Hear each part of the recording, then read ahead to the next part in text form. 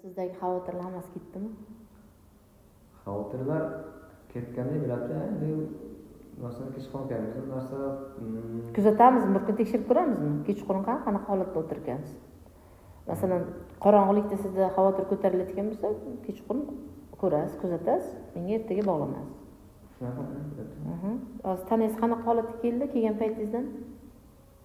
Kelgan paytim sal nima deydi? Noqulaylik bilan deydi. O'zini tortish, uyatchanlik. Bor. Yopiq o'tiruvdingiz.